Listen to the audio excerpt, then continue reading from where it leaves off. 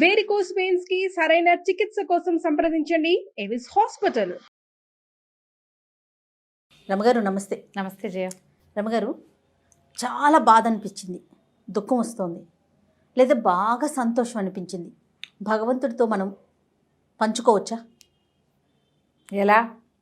ఆయన ముందు కూర్చొని ఏకాంతంలో నాకు ఈరోజు చాలా ఆనందంగా ఉంది, పలానా పని వల్ల నాకు చాలా సంతోషం అనిపిస్తోంది, ఇది ఒకటి. లేదు, ఇది ఏదో జరిగింది, నాకు చాలా బాధ కలుగుతోంది అని ఆయనతో మనం పంచుకోవటం వలన, పోనీ చెడే అనుకుందాము, బాధే అనుకుందాం, అది తగ్గుతుందా? మనస్తత్వాల మీద డిపెండ్ అయి ఉంటుంది జయ. అది ఎవరు లేరు, దిక్కులేని వాడికి దేవుడే దిక్కు అని దేవుడి ముందు కూర్చోవటం, చెప్పుకుంటాం మన కష్టం. చెప్పుకోవడం వల్ల తీరుతుందా తీరదా అనేది డిపెండ్సే. ఇప్పుడు నాతో చెప్పావు, నువ్వు ఈ కష్టం తీరుతుందా కాదు, నీకు ఒక స్వాంతన లభిస్తుంది కదా. అవును, కొంచెం ప్రశాంతం, కాస్త ఓదార్పు. అంటే మీకు చెప్పుకుంటే రమ్మగారు నాకు ఒక సలహా వస్తుంది, ఏది చెయ్యొచ్చో ఏది చేయకూడదో, లేకపోతే ఊరటో కలుగుతుంది నాకు. అవును, భగవంతునికి చెప్పుకుంటే ఊరట మనసుకు కలుగుతుంది. అప్పుడు నేను ఏదో తప్పు జరిగింది, నేను భగవంతుని ముందు చెప్పుకున్నా, నేను పలానా తప్పు నా వల్ల జరిగిపోయింది తండ్రి అని ఆయన చెప్పుకున్నా, నేను దాని యొక్క తీవ్రత నాకు తగ్గుతుందా? దాని ప్రభావం అది కూడా డిపెండ్స్. పశ్చాత్తాపం వల్ల నీ బిహేవియర్ మారుతుంది, పాపం పోతుందని అనుకోవద్దు. దేవుడికి చెప్పడం వల్ల తప్పు ఒప్పు అయిపోదు, ఒప్పు కాదు, ఒప్పు చచ్చినా కాదు, తప్పు ఎప్పుడు తప్పే. కాకపోతే ఏంటంటే ఇది నా తప్పు, ఇది నా పొరపాటు అని నువ్వు ఒప్పుకోవటం వల్ల, నువ్వు ఏమన్నట్టు కన్ఫెస్ చేయటం వల్ల నేను నువ్వు సరే ఇది నా తప్పు అని నువ్వు తెలుసుకోవటం వల్ల నీ ఫర్దర్ బిహేవియర్ మారుతుంది. అది నీ ఫర్దర్ మిస్టేక్స్ కాకుండా ఆపుతుంది, మళ్ళీ రిపీట్ చెయ్యు. అంతేగాని పాప ప్రక్షాళన లాంటివి జరగవు. పాప ప్రక్షాళన జరగదు, దుఃఖం ఆగదు, నీ ఐడియా మారుతుంది. ఐడియా మారటానికి నువ్వు ఒక సహాయంగా భగవంతుడిని తీసుకుంటావు అంతే. ఇప్పుడు నేను చెప్పేసావు, ఏదో చేసావు, అవతలని మోసం చేసావు, ఆ దేవుడి ముందు కూర్చొని మీ ఇంట్లో రహస్యంగా ఎవరికి తెలియకుండా ఓ మూల కూర్చుని మీ దేవుడి గదిలో వాకిలి తలపేసేసుకుని నువ్వే కాస్త 2 పువ్వులు పెట్టి కూర్చొని, దేవుడా నా వల్ల ఇప్పుడు తప్పు జరిగిందంటే నువ్వు ఎవడికి తప్పు చేసావో వాడికి కదా చెప్పాలి. పశ్చాత్తాపం అంటే దేవుడి ముందు కూర్చొని చెప్పడం కాదు, అది కాదు. నువ్వు ఈ వల్ల ఎవడికి తప్పు జరిగిందో, ఎవడు బాధపడ్డాడో వాడికే చెప్పటం, వాడి నుంచే నువ్వు క్షమాపణ పొందితే నీ పాపం కొంత తగ్గుతుంది. కొంత పశ్చాత్తాపం అంటే అది. కాబట్టి అది పాయింట్ అసలు కానే కాదు, జరగదు. ఇప్పుడు నేను నిన్ను మోసం చేశాను, నీ వల్ల నాకు వ్యాపారంలో నేను మోసం చేసా, నీ నష్టం వల్ల నీకు నష్టం వచ్చి నువ్వు ఇన్ని బాధలు పడ్డావు, మీ ఇంట్లో ఎవరో పోయారు, నీకేదో అయ్యింది, నేను చాలా బాగుపడ్డాను, 10 ఏళ్ళ తర్వాత నాకు పశ్చాత్తాపం వచ్చిందని నువ్వు వచ్చి వీళ్ళని అడిగావనుకో, వాడు నిన్ను ఒప్పుకుంటాడా? జరగాల్సిన నష్టం వాళ్ళకి జరిగిపోయిందిగా. పోనీ దేవుడు ఒప్పుకుంటాడా దానికి? నీ వల్ల ఇక్కడ ఇన్ని జీవితాలు పాడైతే నీ పశ్చాత్తాపం వల్ల ఒరిగేదేమిటి, వాడికి వచ్చేదేమిటి, దేవుడికి ఒరిగేదేమిటి? ఏమీ లేదు.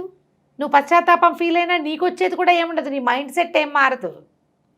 తాత్కాలికంగా అప్పుడే ఏదైనా మిస్టేక్ చేసేసావు, ఇది ఎవరి జీవితమైనా పాడైపోవడం కదా, ఏదో చిన్న పొరపాటు, నువ్వు దేవుడి దగ్గర చెప్పుకుని ఇంక ఈ పొరపాటు చేయనని శపథం చేయి, దేవుడికి ప్రామిస్ చేయి, దేవుడా నా వల్ల ఇంక ఈ పొరపాట్లు చెయ్యను, నేను ఇంక చెయ్యను. ఇట్లా ఏడవచ్చారమ్మ గారు దేవుడి ముందు, బ్రహ్మాండంగా ఏడవచ్చు, హాయిగా ఏడ్చేస్తే దుఃఖం పోతుంది.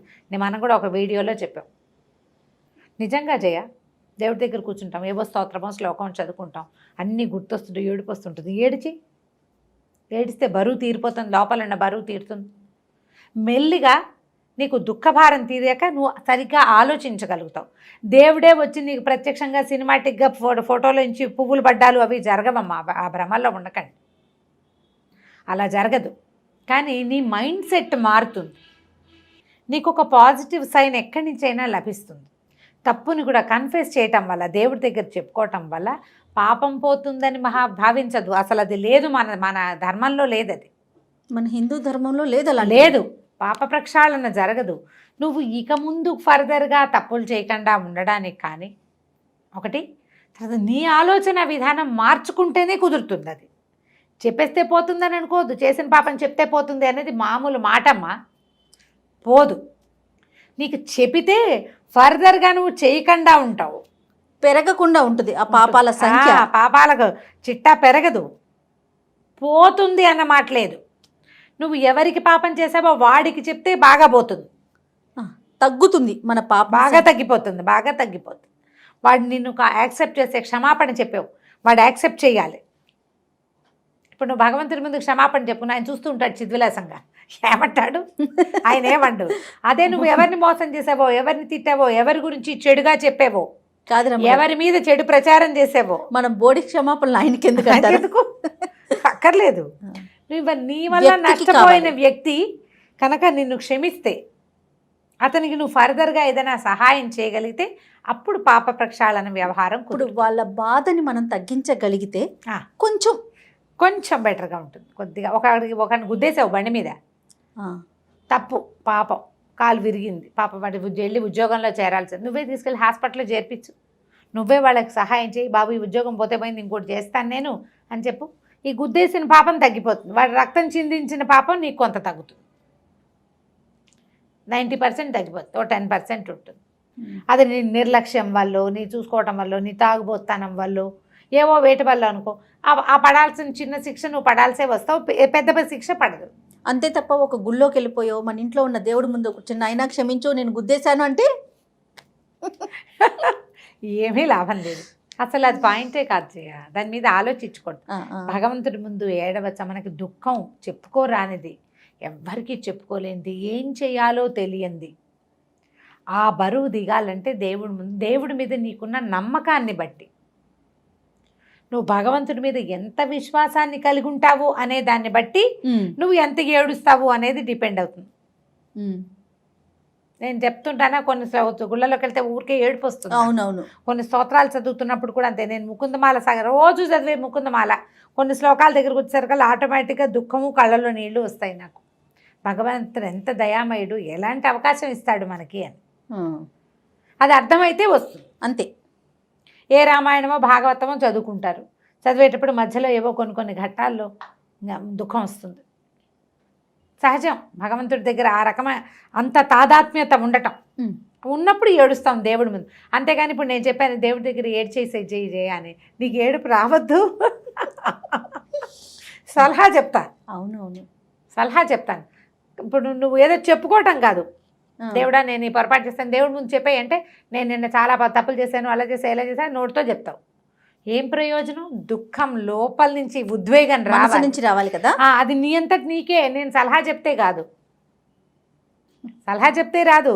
ఏడ్చేయమ్మా బాగా అని చెప్తే తలదూకోమాల, తలదూకుంటే దూకుంటారు. ఏడ్చేయి అంటే ఎలా చేస్తారు? క్రియ కాదు, అది ఉద్వేగం లోపల నుంచి వచ్చేది. భగవంతుడి పట్ల మనకున్న విశ్వాసము, ఆపేక్ష, నమ్మిక, డిపెండెన్సీ, మనం ఎంత భగవంతుడి మీద ఆధారపడి ఉన్నామో మనగా తెలిసి ఉండటం, లో తెలివిడి, బయటది కాదు. అది ఉన్నప్పుడు నువ్వు తప్పకుండా దేవుడు ఎదుట దుఃఖిస్తావు. ఎవ్వరూ లేకుండా పోయారు. మా అమ్మ నాన్న లేరు చేయ, అమ్మ నాన్న లేరు. మా నాన్న చిన్నప్పుడే పోయారు. మా అమ్మ బాగా పెద్ద అయ్యాక పోయింది, బాగా ఆవిడతోటి అనుబంధం బాగా బలపడ్డాకే. ఇప్పుడు అమ్మ నాన్న లేరు అని నేనేం దుఃఖిస్తాను?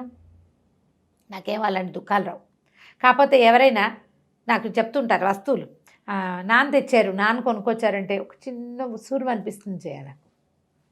ఇంతంత పెద్దవాళ్ళు అయ్యా కూడా మా నాన్నగారు తెచ్చారు, మా అమ్మ తెచ్చింది, మా అమ్మ చేసి పంపించింది, ఈ 2 మాటలప్పుడు నాకు దుఃఖం వస్తుంది. అయ్యో నేను తీసుకోలేకపోయాను అని, నాకు ఇది పెట్టలేదే దేవుడు అనిపిస్తుంది. ఒక వాక్యం వెంటనే మనకి ఒక గుండెలో ఒక జల్లు అన్నట్టు, అరిచేతిలో ఒక జివ్వు అన్నట్టు, ఒక దుఃఖపు వీచిక లోపల వస్తుంది.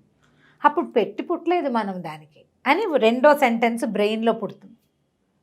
ఈ 2 భావాలు, దేవుడా నాకు ఎందుకు ఇవ్వలేదు, నువ్వు నాకు ఇచ్చేంతగా నేను చేయలేదు అనేది మనకు ఉండాలి. నా అంత వయసుండి అమ్మా నాన్ననే ఇంకా చూసేవాళ్ళు ఉన్నారంటే వాళ్ళు ఏం పెట్టి పుట్టారో, వాళ్ళ అదృష్టమేమిటో కదా. అవును రమ్మగారు. ఈ ఊహ, ఆలోచన, ఇట్లా భగవంతుడు, కర్మ సిద్ధాంతము, వీటి మీద కనుక ఐడియా ఉన్నవాళ్ళు దేవుడు ఎదుట దుఃఖిస్తారు. పిల్లల్లో ఏదైనా యాక్సిడెంట్, ప్రమాదాలు, ఎవరైనా మన వాళ్ళవే ఏవో నేను చెప్పుకుంటాను జయ, నాకు అలవాటు ఉంది అట్లా. భగవంతుడికి చెప్తాను.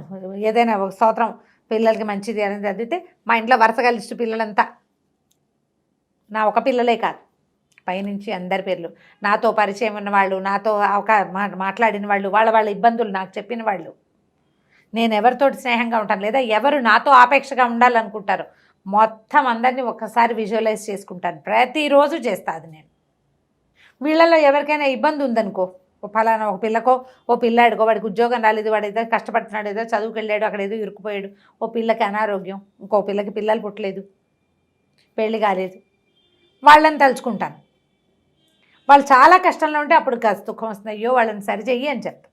నీ నమ్మికని బట్టి నీకు దుఃఖం ఆధారపడి ఉంటుంది. అవునండి, నువ్వు నమ్మవు, ఇక చేసేదేం లేదు, ఆ దేవుడేం చేస్తాడు అనిపిస్తుంది, ఇక అప్పుడు చేసేదేం లేదు. నీ డిపెండెన్సీని బట్టి నువ్వు దుఃఖపడే విధానం ఉంటుంది. సరిగ్గా ఆలోచించండి. ఇంకెవ్వరు లేరనుకో మనకు చెప్పుకోవడానికి, దేవుడికే చెప్పుకుందామని మీరు లిస్ట్ అవుట్ చేయండి మొత్తం మీ కష్టాలన్నీ. ఆటోమేటిక్గా దుఃఖం వస్తుంది. ఆ కష్టం నిజమైంది అయితే నువ్వు ఫీల్ అయ్యేది నాకు మంచి డ్రెస్సే దొరకట్లేదు ఇలాంటి వాటికి కాదు కదా. మంచి డ్రెస్ దొరకట్లేదు, సెలెక్ట్ చేసుకున్న డ్రెస్ డబ్బులు వేస్ట్ అయిపోయినాయి, అలాంటి వాటికి దుఃఖాలు ఎందుకు వస్తాయి? అది ఆయన ముందు రావు.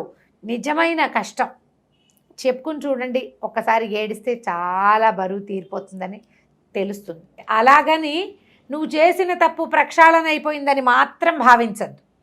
మరలా చేయకుండా ఉండాలి. ఆ బుద్ధి ప్రసాదించబడి తప్పు చేయకుండా మళ్ళీ ఈ పొరపాటు చెయ్యకుండా ఉండాలని ప్రార్థిస్తూ, కనీసం మైండ్ సెట్ నాది మారాలని భగవంతుడికి నమస్కారం చేసుకుంటూ ఉంటే క్రమంగా మన పరిస్థితుల్లో ఎంతో కొంత మార్పు వస్తుంది. ఇప్పుడు నాకు చెప్తే కష్టం, నేను ఒక సలహా చెప్తా. అవునండి కదా, అవును. జనరల్గా సలహాలు ఇప్పుడు నీకు తట్టనిది నాకు తడుతుంది, అంతే కదా. మనం భగవంతుడి ఎదుట గనక మన తప్పుని మన కష్టాన్ని గనక ఉంచితే నీకు ఏది తట్టాలో అది భగవంతుడు నీ అంతట నీకే పుట్టేలాగా చేస్తాడు. ఎలా అంటే మనం అన్నం తింటాం, అవును రమ్మ గారు, శరీరం దాన్ని షుగర్గా మారుస్తుంది. ఏమి అన్నంగానే వెళ్తుందా బ్లడ్లోకి? వెళ్ళదే కదా. దాని సిస్టము దాని పని చేసుకుంటుంది. ఈ భగవంతుడు అనే సిస్టమ్ కూడా అంతే. యూనివర్స్ వింటుంది మన కష్టం. మనకి కావలసిన సలహానో ఐడియానో అవకాశమో ఏదో ఒక పక్క నుంచి వస్తుంది. నీ ఆర్తి, నీ ప్రీతి భగవంతుని పట్ల, నీ కోరికలో ఒక నిజాయితీ ఉంటే, నీ దుఃఖంలో ఒక ఆ నిజమైన ఆర్తి ఉంటే అది వినబడుతుంది, దానికి సమాధానం తప్పకుండా లభిస్తుంది. అంతే. నమస్తే.